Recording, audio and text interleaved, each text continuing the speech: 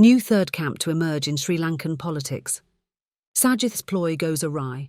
Kiriella gets earful from Patali. Date fixed for presidential polls.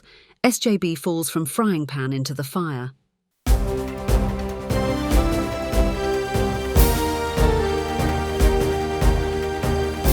The leader, දේශයට මග කියන ප්‍රවෘත්ති පෙළගැස්ම.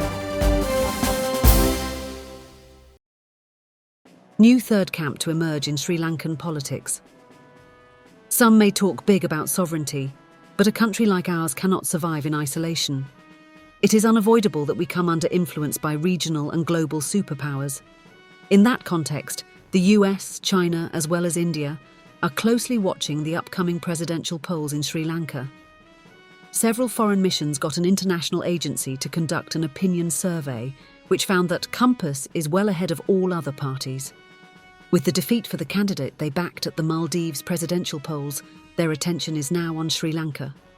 It is no secret now that US Ambassador Chung tried for the past few weeks to unite Ranil and Sajith against Compass. In the meantime, China is said to be working to promote the JVP-led NPP. India extended an official invitation to AKD for nothing. Key JVP activist Namal Karunaratne commented that it came after RAW reported that AKD will be elected the president. Here at home too, some like Chandrika and Patali have taken the challenge posed by the NPP seriously, but Sajith seems unconcerned. In an article in last Sunday's Anida newspaper, Professor Jayadeva Uyangoda said except for the 1947 election, the contest for power traditionally existed between two groups representative of the capitalist, wealthy class. They had their differences in opinion, ideology, and personal enmities, but they knew each other well, since they were groomed within the same socio-cultural sphere. Uyangoda predicts a change from this at the 2024 elections, a transfer in power from that camp to the non-powerful, outside social tier with no socio-cultural ties to that so-called upper class whatsoever. It points to a new political trend in which the average masses no longer recognise the VIP political leadership and that they have decided to follow a different one.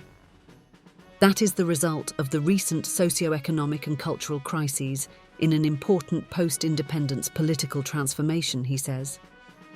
The Aragalaya in 2022 demonstrated the collapse of the traditional relationship between those in power and the people. Patali says SJB as well as the UMP do not understand that challenge. Chandrika's attempt to bring Ranil and Sajith together failed due to both their big egos. As Ranil and Tehran make various shots at retaining power, Sajith dreams of power falling onto his lap. Efforts by Lanza's faction and the SLFP to form a new alliance under Chandrika is aimed at countering the challenge by the NPP. Anura Yapa says their alliance will not go after either Ranil or Sajith. Chandrika has now been appointed leader of the People's Alliance's Leadership Council, according to the SLFP media spokesman. With the chair as its symbol, the PA was formed under her leadership in 1994. Chandrika has global acceptance and is heir to the party that created many politicians. She is behind the defeat of the Rajapaksas, and it is widely accepted that the candidate of her choice can win elections like in 2005 and 2015. Maithri is agreeable to her leadership because she has the ability to unite various political forces. She is going to introduce a candidate other than Ranil and Sajith, who is capable of countering the challenge by AKD. It is said that he is none other than Patali. It seems Maithri has hopes on that count, but Yapa and Alagyawane both have told him to finish forming the alliance first to prevent SLPP MPs from crossing over to either the SJB or the NPP. This fear of the compass could even bring the UMP and the SJB together in the end. The MPP has been doing politics at grassroots level. It did not give up when it was ridiculed as the 3% party in 2019. The result is its unprecedented popularity today. But, with 8 months to go for the polls, it will not be easy for them to maintain that grip. Sajith's ploy goes awry. Kiriella gets earful from Patali. Ranil says he has been able to skyrocket the economy after it fell down like a meteorite. Claiming the SLPP has joined hands for a common journey for the country, he questions if the SJB and the JVP cannot do likewise. Making his policy statement to the House yesterday, Ranil said mere condemnation and blame shifting towards the crisis itself and not moving beyond scrutinising its root causes are not effective means of resolution. But the talking point was about the division in the SJB MPs, where some walked out and others listened to Ranil's speech. Newspaper headlines today were full of reports on that. Just like Leader TV predicted, Weerawansa's SLC boycotted the president's policy speech. Both Maitri and Patali said they were not aware of a planned boycott. Kiriella did not respond when asked as to why they were exiting the chamber. SJB affiliate leaders like Ganeshan even did not make an appearance in Parliament. Although the SJB boycotted the new session of the House, Fonseca, Rajitha, Welgama, Fauzi, Ishak, Harris, Kasim and Vadivil stayed on. Both sides are now giving voice cuts about their reasons. Rajitha says Ranil and even the SLPP are proceeding with the same programme of the group he represents. It is irrelevant if that programme is presented by either Ranil or Sajith, he says. After delivering his speech, Ranil joined Mahinda at the tea party. Also present were government MPs and several from the opposition, including Patali. Then he went directly to his office in the parliamentary complex. SJB chairman Fonseca followed him there. The duo had a closed-door meeting for around half an hour. To know what was discussed, we will have to wait until Asoka Jayatunga comes up with his Janapathy column. But some of Fonseca's colleagues say what they discussed was personal. Fonseca does everything possible to get the cash of US dollars and sterling pounds now held in a private bank after being given to him during his 2010 presidential election campaign. The Sunday Times carried details in an article. Anyway, another dispute happened among opposition groups in the afternoon. The two-day adjournment debate on the president's speech began today. Kiriella has sent a message that none of the MPs who were in the chamber during the speech would be given any speaking time from the SJB. Patali, in a temper, gave him an earful. He told the chief opposition whip to tell Sajith that he even clashed with his father and will not fear his son today. He also said that he knows how to do it if he wants to speak. Tamil and Muslim party leaders with the SJB are now a worried lot. They were told by Sajith over the phone on the 06th about his plan to boycott the president's speech.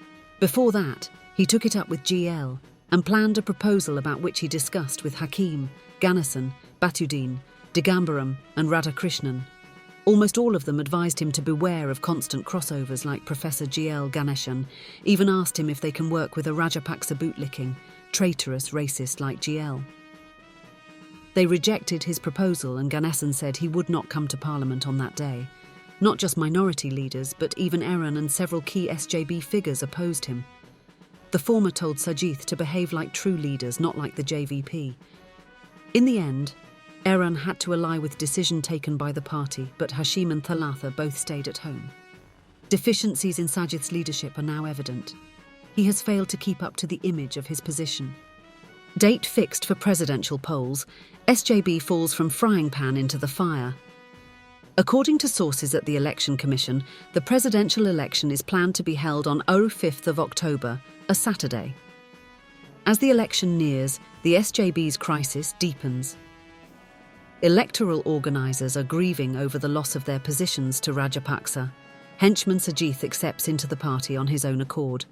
Many of those in Gampaha, Gale, Kurunagala and Puttalam are at odds with the leadership over that.